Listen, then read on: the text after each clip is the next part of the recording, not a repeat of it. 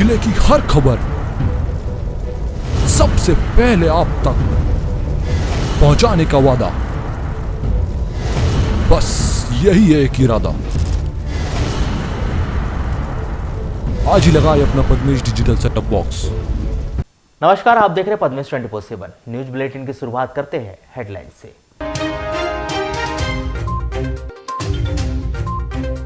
रामपैली के आम गांव में किसान ने किया कीटनाशक का सेवन, परिजनों ने बताई कर्ज को मौत की वजह।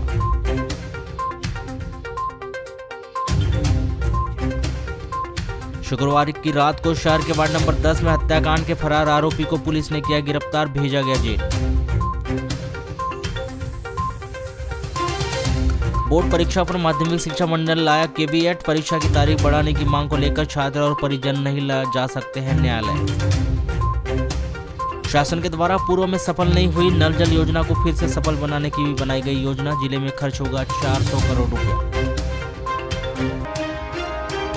गोंदिया रोड खारा रेलवे स्टेशन में एक व्यक्ति की ट्रेन की चपेट में आने से मौत हो गई। मृतक नंदकिशोर कसार 48 वर्ष इंदिरा कॉलोनी खारा निवासी है। 11 फरवरी की शाम 7 बजे करीब यह घटना गोंदिया से कटंगी जा रही ट्रेन से हुई। बालाघाट रेलवे पुलिस ने मृतक इस व्यक्ति की लाश पोस्टमार्टम करवाकर उसके परिजनों को सौंप दिया है और मर्ग कायम कर जांच शुरू की है। जानकारी के अनुसार 11 फरवरी को दोपहर में नंदकिशोर सामान खरीदने के लिए गोंदिया जाना है कहकर घर से निकला था। नंदकिशोर सामान लेने के लिए गोंदिया गया या नहीं यह अभी स्पष्ट नहीं हो पाया है, किंतु शाम 7 बजे खारा रेलवे स्टेशन के प्लेटफॉर्म नंबर 1 में नंदकिशोर गोंदिया से कटंगी जाने वाली ट्रेन की चपेट में आ गया, जिसकी मौके पर ही मौत हो गई। रात करीब 9:15 बजे रेलवे स्टेशन बालाघाट के स्टेशन प्रबंधक से एक लिखित मेमो प्राप्त हुआ। उस मेमो के मुताबिक एक व्यक्ति उम्र लगभग 48 वर्ष रेलवे स्टेशन खारा में ट्रेन की चपेट में आ जाने से दुर्घटनाग्रस्त होकर के मृत हो गया। मामले की जांच पर पाया गया कि मृतक नंदकिशोर पिता पन्नालाल कहार उम्र 48 वर्ष निवासी इंदिरा कॉलोनी खारा तहसील किरनापुर जिला बालाघाट का है। ये वर्तमान में कपड़ों की फेरी लगाकर बेचने का काम करता था और रेलवे स्टेशन के पास में ही इसका मकान बना हुआ है आवास योजना के तहत।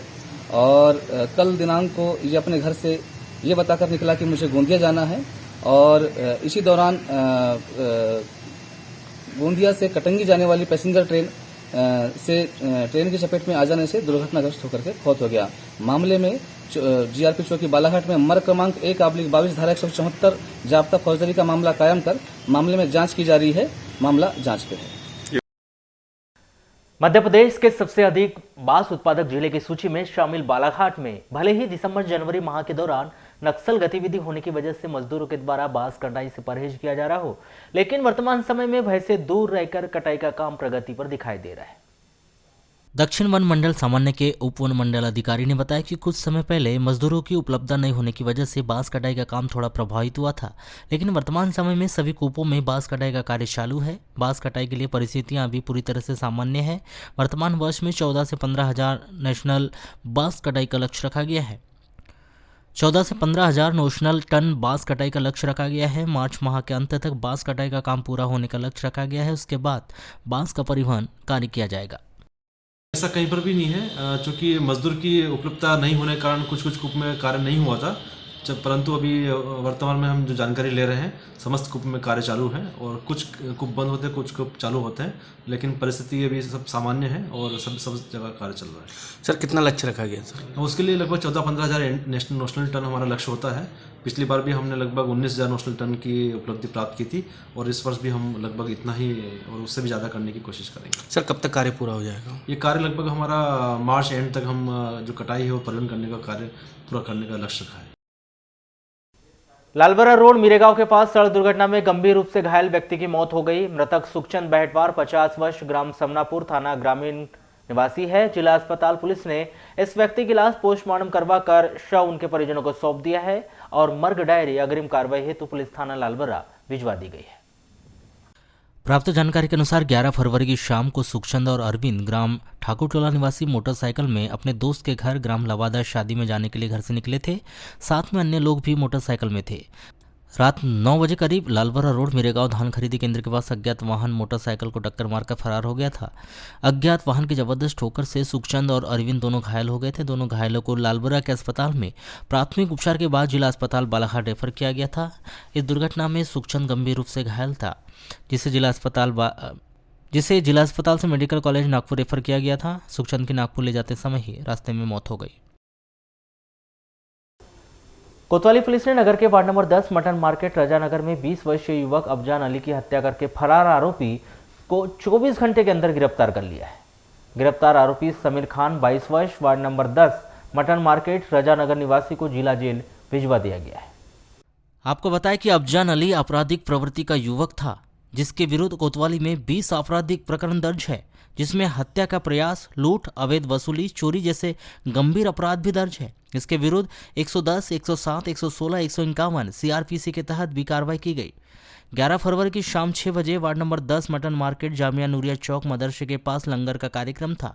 लंगर के कार्यक्रम के चलते थोड़ा सा धक्का लगने पर अफजान और समीर के बीच में मामूली विवाद हो गया और झुमा झपटी के चलते समीर उर्फ भैया के द्वारा की गई चाकूबाजी में अफजान अली गंभीर रूप से घायल हो गया था। चाकू के वार से गंभीर रूप से घायल अफजान अपने घर आया और घटना के संबंध में अपनी मां को बताने के बाद अफजान वहीं पर गिर गया था, जिसे उसकी मां फरजाना मोहल्ले वालों ने सहयोग से घायल अफजान को ऑटो से जिला अस्पताल लाकर भर्ती किया था, जहां उपचार के दौरान अफजान की मौत हो गई। इस घटना की सूचना मिलते ही नगर पुलिस अधीक्षक अपूर्व भलावी, थाना प्रभारी रवि कौशल सहित अन्य पुलिस कर्मचारियों ने जिला अस्पताल पहुंचकर घटना के संबंध में जानकारी ली और अफजान को चाकू मारकर फरार समीर उर्फ भैया की तलाश शुरू की थी। 12 फरवरी को जिला अस्पताल पुलिस ने मृतक युवक अफजान की लाश पोस्टमार्टम करवाकर उसके परिजनों को सौंप दिया था। कोतवाली पुलिस ने इस मामले में अफजान की हत्या करने के आरोप में फरार आरोपी समीर उर्फ भैया के विरुद्ध धारा 302 भारतीय दंड विधान के तहत अपराध दर्ज कर पतासाजी शुरू की थी। कल हमें रात को सूचना मिली थी कि चाकूबाजी की घटना हुई है, तो प्रार्थिया है इसमें फरजाना, जो कि मृतक की मां है, उन्होंने बताया था कि मोहल्ले के ही एक आरोपी ने और उनके बेटे को मारा है। तो उनके बेटे ने घायल अवस्था में आकर उन्हें बताया था घटना का। तब से लगातार एसपी साहब के दिशा निर्देशन में टीम गठित कर दी गई थी। अभी वर्तमान जो थाना प्रभारी कोतवाली रविशंकर कौशल, इनकी टीम, एक प्रदीप शराफ अपने निरीक्षक, इनकी दोनों की टीम बनाई गई थी। इन्होंने उसकी आरोपी की सरगर्मी से पता तलाश की और लगभग 24 घंटे के भीतर ही आरोपी का नाम है समीर, इसको भैया कहते हैं, ये रजानगर का ही वार्ड नंबर 10 का, इसे गिरफ्तार कर लिया गया है। सर कहाँ से आरोपी गिरफ्तार किया? इसकी गिरफ्तारी ये बस रेलवे स्टेशन के पास से हुई है, मतलब जो पटरिया है वहाँ पे छुपा हुआ था, तो इसको टीम बना के घेराबंदी करके इसकी गिरफ्तारी की गई। सर क्या वजह?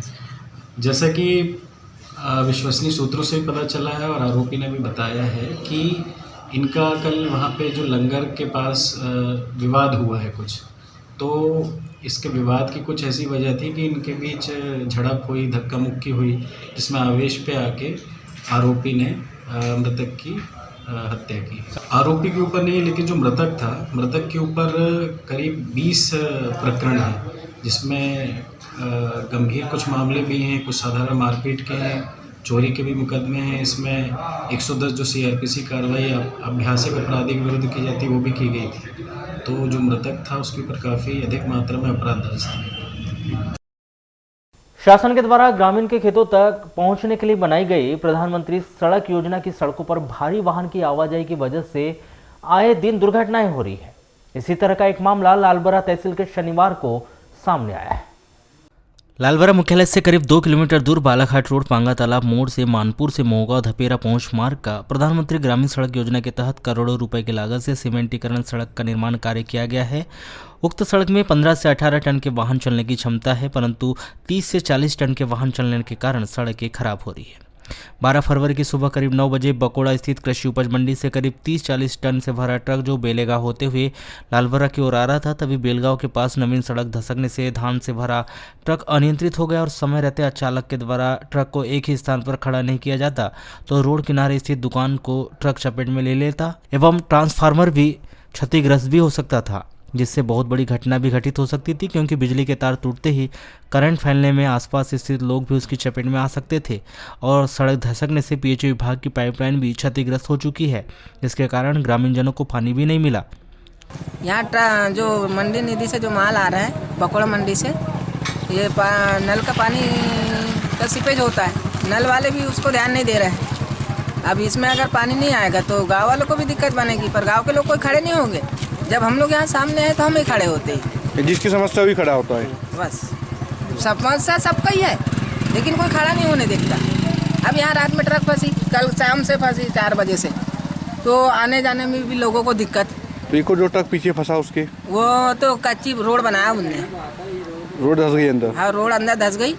उनको भी बोल रहे थे तो वो तो बोल रहे थे जाओ तुम लोग किससे शिकायत करना है कर दो, बोल रहे थे। इन्हें भविष्य में कोई बड़ी घटना घट सकती है। घट सकती है ना सर, अभी देखिए वो गाड़ी धंस गई, कल को वो गाड़ी उधर भी पलट सकती थी, तो बच गई, पर बच गई ना।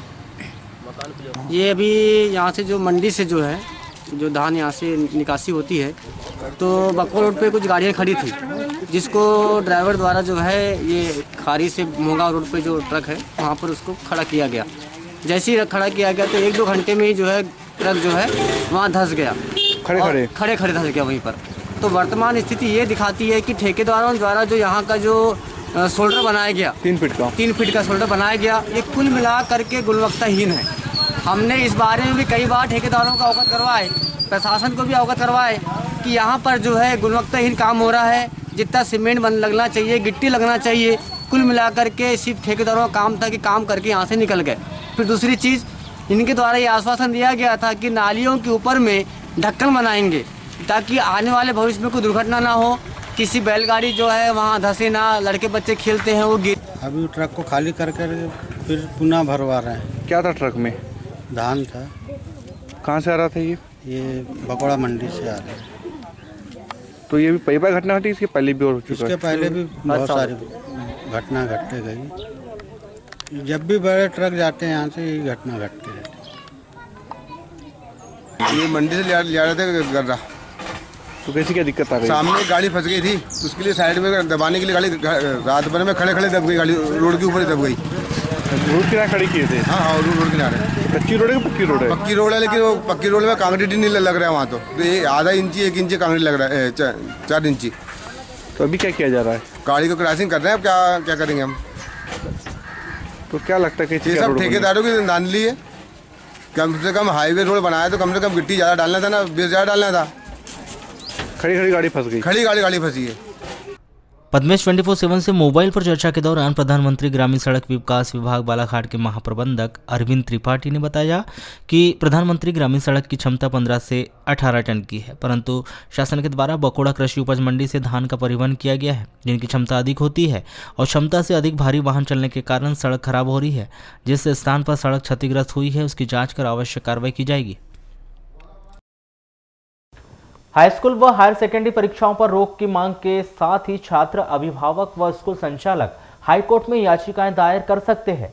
ऐसी आशंका जताते हुए माध्यमिक शिक्षा मंडल ने हाईकोर्ट के मुख्य पीठ जबलपुर और खंडपीठ इंदौर व ग्वालियर में एक कैविएट दायर की है।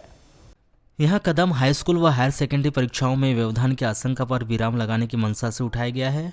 मतलब साफ है, इस मामले में परीक्षा तिथि को लेकर यदि कोई छात्र, अध्यापक या अन्य कोई भी संगठन कोर्ट में याचिका दायर करते हैं तो इस मामले में मासिम का पहले पक्ष सुने बिना कोई आदेश पारित न हो जाए, इसी आशंका को मद्देनजर रखकर कैविएट मासिम के द्वारा दायर की गई है।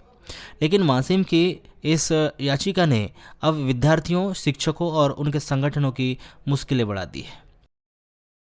अंदर ने एक लेटर जारी करके कहा है कि जो है एग्जाम की डेट अब बढ़ेगी नहीं या कम ज्यादा नहीं हो सकती, आपको जो नियमित जो डेट है उसी पे पेपर देना है। इससे किस प्रकार की दिक्कत होगी आप लोग को? दिक्कतें होंगी कि सिलेबस पूरा नहीं हुआ पाया, तो पढ़ाई भी अभी बहुत कम की है। अच्छा, मतलब आप लोग का कोर्स कंप्लीट नहीं हुआ है। अच्छा, आपको ऐसा लगता है क्या कि आप परीक्षा देने की स्थिति में है अभी? नहीं, पढ़ाई नहीं हो पाई है। क्या फर्क पड़ेगा जैसे कि अगर डेट नहीं बढ़ाई जाती तो? उससे रिजल्ट प्रभावित होगा आपको। अच्छा, मतलब आपको और समय मिलना था। हाँ। और कितना समय लगभग चाहिए था एग्जाम? 1 महीना या 1 महीना मिलेगा तो कंप्लीट हो जाएंगे, कुछ नहीं हो पाएगा। अच्छा, समय मिलना था और ज्यादा, जैसे हर बार मार्च में होती थी तो क्या थोड़ा समय मिलना था? अच्छा, जैसा अब कम समय मिला है तो क्या आपके इस पे रिजल्ट पे प्रभाव पड़ेगा इससे? सर, हम तो पूरी मेहनत कर रहे हैं, पर अगर ज्यादा समय मिलता है तो हम और अच्छी मेहनत कर पाते हैं। यानी रिजल्ट पे फर्क पड़ेगा, आपको ऐसा लगता है? अब जैसे कि माध्यमिक शिक्षा मंडल का कहना है कि जो नियमित जो डेट आई है उसी में देना है ना। तो 2 महीने लेट वैसे स्कूल चालू हुई, फिर अभी जल्दी एग्जाम होने लगी। तो जैसे आप लोग तैयारी, कोरोना काल चला, फिर उसमें आप लोग कुछ दिन घर में रह के पढ़े, कुछ दिन स्कूलें भी बंद रही शासन के आदेश अनुसार, तो कहीं ना कहीं शिक्षा पे तो प्रभाव पड़ा है। तो आप लोग की तैयारी पूरी हो गई है, प्रिपेयर है अभी एग्जाम के लिए? सर अब क्या समय मिलना था? सर समय मिलना था थोड़ा, एग्जाम थोड़ी जल्दी हो गई। ठीक है सर, लॉकडाउन लग गया 15 दिन का कुछ जी, और कुछ दिन ऐसी। अच्छा, मतलब और आपको 1 महीना या 1.5 महीने की समय चाहिए था? अच्छा, सिलेबस तो कंप्लीट हो पाया कि नहीं? सर कुछ का हुआ है। अच्छा, मतलब कुछ बाकी है। अच्छा, अब जैसे माध्यमिक शिक्षा मंडल ने तो अपनी डेट दे दी है और उनका आदेश भी है कि जो डेट आ गया है उसी में एग्जाम देना है, तो क्या इससे आप लोग का रिजल्ट प्रभावित होगा? कितना? वहीं इसी मामले को लेकर की गई चर्चा के दौरान विभिन्न अध्यापकों ने कैमरे के सामने कुछ भी बोलने से इनकार कर दिया, लेकिन उन्होंने बिना मामले पर चर्चा करते हुए परीक्षा की तिथि बढ़ाए जाने की बात स्वीकार की है। उन्होंने कहा है कि कोरोना के चलते प्रभावित पढ़ाई हुई है, वहीं ऑनलाइन पढ़ाई में बच्चे सही तरीके से नहीं पढ़ पाए। वर्तमान समय में विभिन्न कक्षाओं के कोर्स भी पूर्ण नहीं हो पाए हैं। ऐसे में बच्चों को पढ़ाई करने के लिए समय दिया जाना था। बच्चे परीक्षा के लिए अभी परिपक्व नहीं हुए हैं, ऐसे में उनकी परीक्षा तिथि को बढ़ाई जानी चाहिए थी, लेकिन मासिम ने कोर्ट में केवियट दायर कर परीक्षा तिथि बढ़ाने की उम्मीद को भी बंद कर दिया है। ऐसे में जिले का रिजल्ट खराब होगा। वाराणसी के कांग्रेस युग द्वारा शनिवार को ब्लॉक कांग्रेस कार्यालय से रैली निकालकर थाने पहुंचकर थाना प्रभारी के नाम ज्ञापन वीवीआईपी ड्यूटी में वाराणसी पहुंचे एसडीओपी भैयर गौरव पाटिल को ज्ञापन सौंपकर तत्काल कार्रवाई करने की मांग की गई, अन्यथा 2 दिन बाद उग्र आंदोलन करने की भी चेतावनी दी गई। जिसमें उपस्थित जनों ने बताया कि वर्तमान नगरपालिका अध्यक्ष विवेक पटेल, जिनका निवास बगीचे के पीछे है, वहां पर शुक्रवार शाम को 5 बजे वह घर पर नहीं थे। उस समय उनकी पत्नी और मुलायम पटेल उपस्थित थे। ऐसे में लगभग 100 से 150 लोग घर पर आए और अधिकांश लोगों के मुंह बंधे हुए थे, जिन्होंने गेट के अंदर आकर गाली गलौज करने लगे और विक्की पटेल बाहर निकल कर सहित ऐसी अनर्गल बातें कही कि अभद्र शब्दों की भाषा बोली गई, जिसके लिए ज्ञापन सौंपकर मांग की गई है कि सुरक्षा प्रदान कर इन लोगों पर कार्रवाई की जाए। वाराणसी थाना रामपायली के अंतर्गत ग्राम पदमपुर के आमगांव निवासी 35 वर्षीय रवि प्रकाश सुलाखे ने शनिवार की सुबह कीटनाशक का सेवन कर लिया, जिसकी सिविल अस्पताल में उपचार के दौरान मौत हो गई। प्राप्त जानकारी के अनुसार मृतक रवि प्रकाश सुलाखे 35 वर्ष, जिसने कर्ज 2016 में महिंद्रा होम लोन 1,40,000 एवं 2019 में ग्राम के 3 समूह से 1,50,000 रुपये उठाए थे, जो कृषि कार्य करता था, जो कर्ज के कारण बहुत ज़्यादा परेशान रहने लगा था। वहीं बीते 2 दिनों से बहुत ज़्यादा शराब पी रहा था और शनिवार की सुबह 11 बजे घर आया। जिसे पत्नी ने खाना दिया तो वह खाना खाने से मना कर दिया और फिर घर के सामने जाकर बैठ गया, जिसने घर में फिर बाद में उल्टी की। जिसकी सूचना परिवार के लोगों को लगी तो उन्होंने देखा कि कीटनाशक की बदबू आ रही थी, जिसे तत्काल ही प्राइवेट वाहन से सिविल अस्पताल लाकर भर्ती किया गया, जहां उपचार के दौरान उसकी मौत हो गई। उस पर लोन था सर, वो लोन से परेशान था और इसी बीच दारू के भी अधीन थे। वो शराब पी के 2 दिन से वो बहुत ही ज़्यादा लोड हो गया था। इसी बीच में उसने घर गया, पत्नी को कहा खाना दो, खाना दिया और बोले खाना नहीं जलता मेरे से, मेरी तबीयत ठीक नहीं लग रही है, मेरे को मरना ही है। इस प्रकार वो डहल में एक कोठा रहता है, वहाँ पे जाके उसने कंपनी से 1,40,000 लिया था और समूह जो स्वतंत्रता समूह एक है, 2 समूह का तो नाम मालूम नहीं मुझे सर, फिर 3 लाख का लोन था। कृषि कार्य करता था। परसवाड़ा मुख्यालय के अंतर्गत मेन रोड परसवाड़ा कुरेंडा रोड थाने के सामने शनिवार की शाम को मोटरसाइकिल चालक और पैदल चल रहे व्यक्ति के बीच में सड़क हादसा हो गया। इस दौरान मोटरसाइकिल चालक हेमंत अहिरवार उम्र 24 वर्ष निवासी जैतपुर कछिया जिला सागर गंभीर रूप से घायल हो गया, जिसको गंभीर चोटें आई है। सामुदायिक स्वास्थ्य केंद्र परसवाड़ा से बालाघाट उन्हें रेफर कर दिया गया। इस दौरान घटना में घायल भागचंद देसवारे निवासी ग्राम लिंगा को भी गंभीर चोटें आई हैं। आपको बताया कि परसवाड़ा पहुंच मार्ग बीते कुछ दिनों से घटनाओं और दुर्घटनाओं का मार्ग बन गया है। इस दौरान कुछ ही दिनों पहले ही कुमा गांव में सड़क दुर्घटना में एक व्यक्ति की मौत हो गई थी, जिसे देखते हुए ग्रामीणों में आक्रोश व्याप्त है। परसवाड़ा सड़क पर कहीं भी ब्रेकर नहीं है, वहीं दूसरी ओर परसवाड़ा स्वास्थ्य केंद्र में किसी तरह की सुविधा नहीं होने से ग्रामीणों में आक्रोश भी व्याप्त है।